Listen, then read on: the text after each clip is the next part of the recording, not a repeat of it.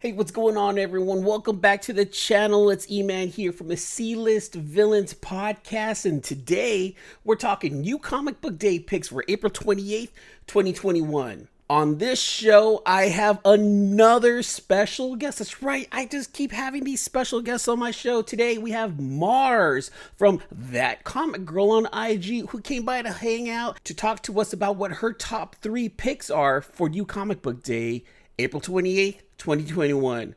I wonder what she chose. Come and kick it. But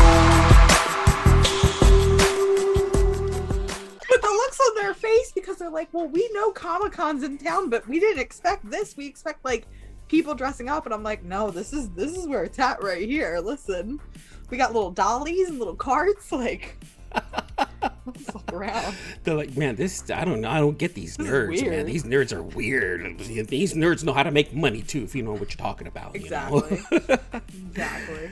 Well, let's get things started. Mars, again, thank you so much for coming on the show. I really appreciate it. You are on here to talk about new comic book day picks for April 28th, 2021. Are we ready? I think so. I hope so. You better be. I think maybe, yes. We're gonna do this. We're gonna make it work. Magic. Well, let's get things started. Mars, let me ask you this. What is your number one pick for new comic book day, April 28th, 2021? My number one pick is kind of a cheater moment, and you let me do this. Remember this. We have a solid written agreement here. We have a written agreement, yes. My number one pick for new comic book day is definitely the Stargazer trade paperback collected edition from Mad Cave Studios. Stargazer is a wonderful book from new and upcoming publisher Mad Cave Studios. They are one of the best publishers in the biz, like seriously fantastic. So Stargazer, written by Anthony Cleveland and art by Anthony Fuso, is just, where do I start? It is literally Stranger Things meets X-Files. It is this weird, crazy tale about an alien abduction, or is there an alien abduction? And it's just a group of children who have since grown up and now have to deal with the daily traumas of what happened in their childhood, and have to deal with the magical mystery that aliens exist, that weird science exists. And it is just one of those stories that puts you on this magical journey, yet at the same time breaks your heart. And listen here, if this book is not nominated for an Eisner this year, I'm gonna be fighting somebody. Someone's about to go down if this Someone's does about not to go get down. nominated for an Eisner. Let me go ahead and read about this to you viewers out there that come regularly to watch this show. So what this book is about: years ago, Shay, her brother Kenny, and 2 childhood friends experienced a traumatic and unexplainable event that left Kenny scarred for life. 20 years later, Kenny has committed himself to the belief that what they experienced was an alien abduction, and the group has since drifted apart. Aliens. However, the sudden and mysterious disappearance of Kenny leads the group to reunite and discover the truth of what took place all those years ago. This book collects issues 1 through 6. Oh my God. It's the whole series. Yes. This already sounds like Stranger Things, Department of Truth, X-Files, It, because you have the young kids who grew up into older adults. What else? I think that's it. I mean, this is a combination of just 4 right there. That is a solid 4. I've never heard about this until you brought it up. I'm all about this one right here. I actually want to pick this up. Jen from Comics Will Break Your Heart convinced me to get Swamp Thing. I think Mars, the other cool half of that show, has just convinced me to pick up the Stargazer trade paperback. It's what I'm here for. I'm digging like this premise. Like, I'm all about this right now. It's so much fun. And when I tell you that this is probably one of the most colorful books on the market, like each and every issue is just hues of pinks and blues and purples, and everything is It's just perfect. I don't know how to describe it other than it's perfect. It's fun. It's raw. It's emotional. And listen, if you haven't picked up Stargazer, now is your chance because you got no excuses. It's in a nice little collected package just for you. Pick it up. You don't have to dig for number 1 through 6 unless your comic book shop or your local comic book shop has them. In this case, just pick up the trade. It's one of those things where, look, 6 issues have already come out. Go pick them up. This is going to be a good, solid read for whenever you go on vacation to Hawaii or any other cool place in the world, right? That way you have a solid read. I love it. I'm all about this book, Mars. Thank you for introducing this one. I'm definitely gonna pick this one up. It's what I'm here for. Awesome. Well, let me get into my number 1 pick. Now, understand this, everyone. This isn't my actual favorite in no particular order. We're just going down 1 through 3, okay? So, my number 1 pick. I loved the first book. Writer Matthew Eman, artist is Lisa Sturl. This is Witch Blood number 2. Did you pick this just because I was on the show? I feel like you picked it just because I was on. You know what? How about if I tell you did slightly influence me from Comics Will Break Your Heart? Yes. Well, no joke. I picked up the book, and then that week you spoke about it with Jen, and every single thing that you said about that book, I was with you. Witch Blood number 1 just reminded me of a very cutesy yet bloody Robert Rodriguez comic book, and I loved it. You got this cute little witch. She's on a road trip. These vampire things are after her. This other mysterious woman is after her. There's these people that are after her and her coven. She's like, I don't care. Leave me alone. I love this girl. Leave me and my bird alone on my little road trip where we can listen to cool jams. That's all she wants to do is just road trip. I forgot what the main character is. Oh, Yona yes. Is her name. And I love her. I love her character. Let me read a little bit about this right here. Chapter 2, Burden for You. With Carlos burning, the injured witch Yona has taken off into the wild deserts of West Texas. Meanwhile, Paxton LaBelle and the Hounds of Love ride to New Madrid in victory, following divination magic to their next target. I don't know what that is, but it sounds like they're up to no good. They're definitely up to no good. Speaking as somebody who may or may not have gotten a little sneak peek of issue 2, it is just as fun as issue 1, just as vibrant, just as colorful, and there are definitely just as many covers that your girl will be spending all of that, as Jen likes to call it, dumb bitch money on. I've heard that term. I can't use it. I'm not in that circle to use terms like that, but I hear it and it's funny. It's fun. Witch Blood number 2. That's my number 1 pick for New Comic Book Day, April 28th. Ooh, April 28th, 2021. Yeah.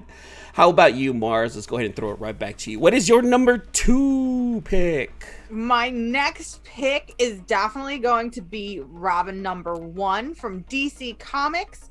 I know this is done by Joshua Williamson. It's also done by artist Gleb Minkov. Oh, I did not prepare to say names on this show, and that is definitely my weakness. Melnikov. Sounds very Russian.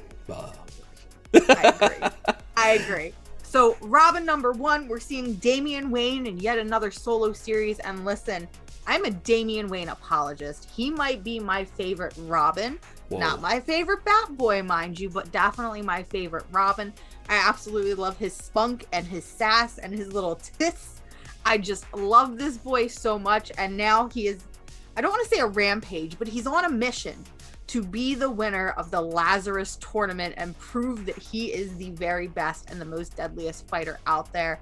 I am ridiculously excited to see him cause all kinds of chaos and havoc. And there's things about issues in the upcoming future that I'm also very excited about, because a character near and dear to my heart is finally returning to DC Comics via Robin number 3.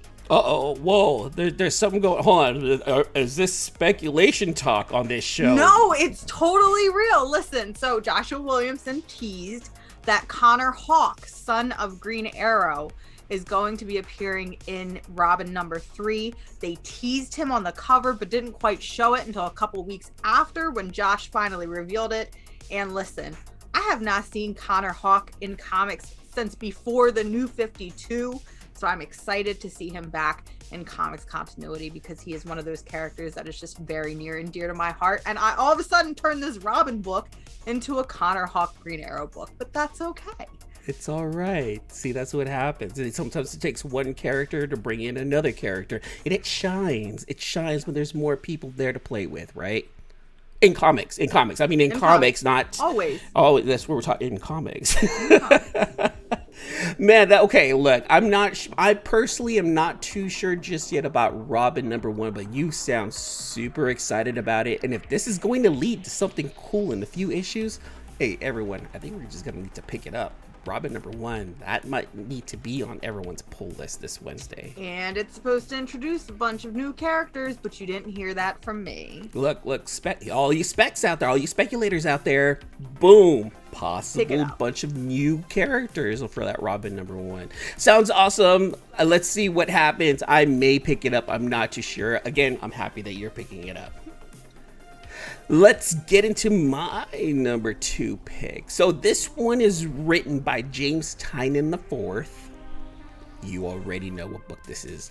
Art's by Martin Simmons. We're talking about Department of Truth number 8. Conspiracy. We're talking X-Files. We're talking lots of conspiracies, lots of weirdness. Last issue talked about and had aliens in it without really having aliens in it. So it was a really look. I'll fully understand that Department of Truth isn't for everyone, because it really isn't. Not me. I get it, and I understand why. But the journey that James Tynion IV takes us on as a reader, yes, maybe the first third of the book is kind of like, what are you talking about? What's going on here? Then the second third of the book, you're like, oh, okay, I see the road that you're taking us on. And then the final third, you're like, I never would have thought about it like that. Mm-hmm. And that's how almost every one of the books have been. I never would have seen it or thought about it like that if you didn't write it down. Some of the books were really heavy. Some of the books were really confusing. But I'll tell you what, there's nothing out there like Department of Truth. Oh, that's for sure. Right? It's weird. It's weird. It really is weird. And if you're into weird, get it. If you're into conspiracy theories, get it. It is heavy. Let me read what number 8 is about. Now, this is the beginning of a new arc right here. So Cole Turner, who's the protagonist of the book, thought that he joined the right side of the war for the truth. But now that he's learning about Lee Harvey Oswald's tenure leading the department, he's not so sure. The answers Cole seeks are hidden behind a pair of unsolvable riddles. Who is the fictional woman, and what does she want from him? The second arc of the smash hit, The Department of Truth, begins right here. Part 2. I'm about Part it. 2. Part Stay 2. Tuned. See, I was not crazy about Department of Truth. I'm definitely one of those people where it's like, I was really excited, read this book. It was way too wordy for me.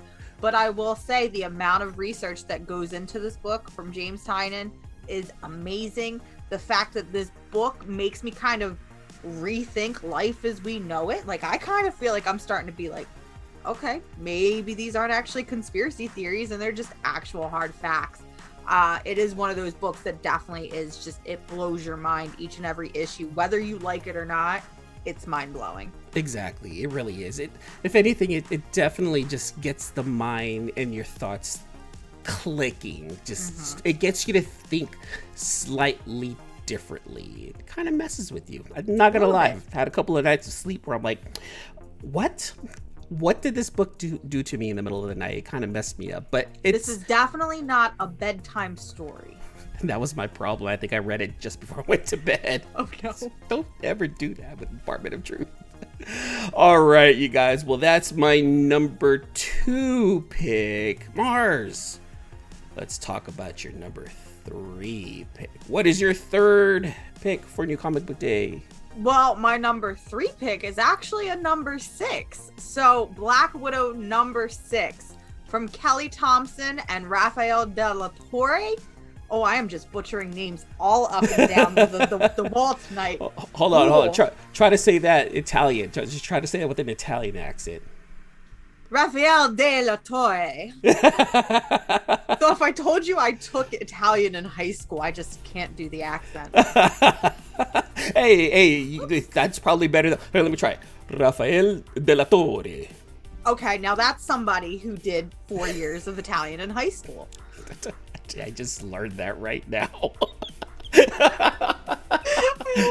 I just thought about it right now. I just went for it. Go for it. Talk about what's going on with Black Widow number 6. So Black Widow finds herself in San Francisco. So she's moving from the East Coast to the West Coast, and she's reinventing herself. She's got a new costume, a new mission.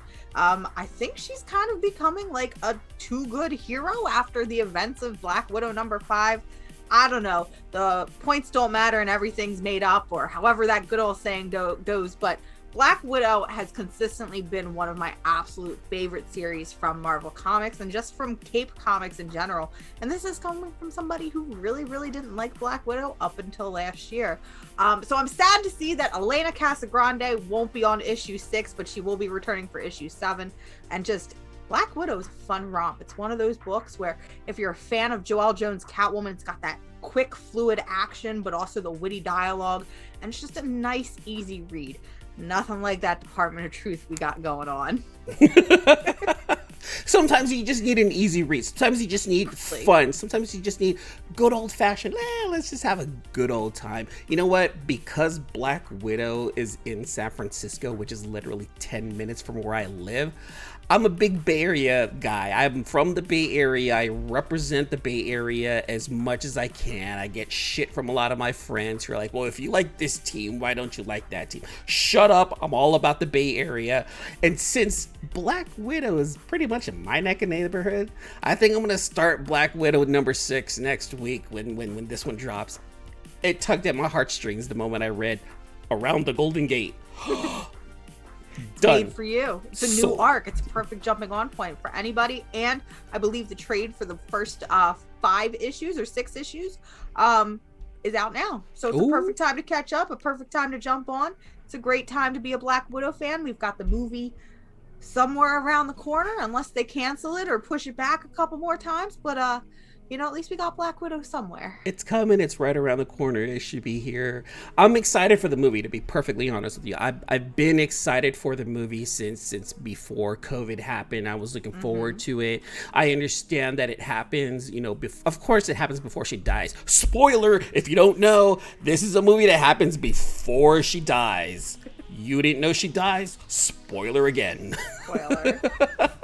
So I'm looking forward to the movie, and I'm pretty sure this book right here may get me ready and even more hyped up for the movie. So because of you, Mars, I think you went 3 for 3 today. I think you got me wanting to pick up all of these books that you went ahead and shared with us. Black Widow number 6. We're talking Robin number 1. That's something that I wasn't even thinking about picking up, but the way you talked about that, man. And then Stargazer. I think I'm already in love with Stargazer. That's the one I needed. That's the only one that mattered to me. And I see why. Like I said, it's got Stand By Me. It's got It. It has Stranger Things. It has X-Files. It just has a bunch of craziness rolled into one. Look, if you're a fan of, it sounds like if you're a fan of like those 80s and 90s conspiracy movies and shows, 100%. and you gotta pick that one. I think I'm more excited for that one even more than my picks. Oh, come on. You got Witch Blood number 2 on there. I have Witch Blood number 2. Good book. But that's one book. This is a whole trade that's got 6 issues. I honestly am looking forward to picking that one up. I'm hoping that my LCS has it. Mars went, look at that. She went 3 for 3. 3 for 3. Looks magic. Told you. And glitter. Hold on. I realized I messed up in the editing of this video, so I didn't give you guys my number 3 pick. So, to keep it going, I'm going to give you my number 3 pick for New Comic Book Day, April 28th, 2021. My number 3 pick goes to Nuclear Family number 3. I really enjoyed the first 2 issues. They were surprisingly really good to me. The art is fantastic. If you haven't read Nuclear Family from Aftershock Comics, you guys need to jump on that one right there. This one right here is writer Stephanie Phillips. Artist is Tony Chastain. Let me read a little bit about this. Surviving a nuclear attack in the 1950s, the McLeans wake up to find that the explosions have somehow propelled them into a post-apocalyptic United States that has been moved entirely underground. While the McLeans find a country caught in a never-ending war, they also learn that this new underground society might be willing to go to the extreme lengths in order to destroy their enemies. Can the McLeans find a way to return to their own home and their own time before it's too late? The first issue was a setup, right? It shows the family, it shows the father, he's a car salesman in the 1950s, and at the end of the issue, boom, explosion, cut.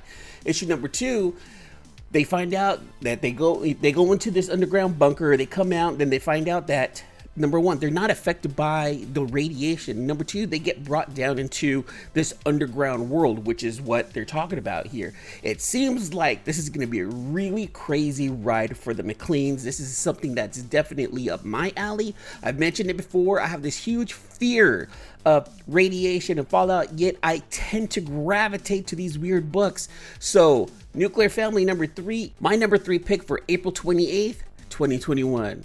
All right, let's get back to that video. Oh man, well, thanks so much for hanging out with me tonight, Mars. This was super fun. I really appreciate it. Go ahead and plug your socials. Let everyone know how to get a hold of you, where to find you, and all that jazz. Well, it's pretty simple, but also not that simple. So you can find me on YouTube at That Comic Girl. You can also find me on Twitter at That Comic Girl.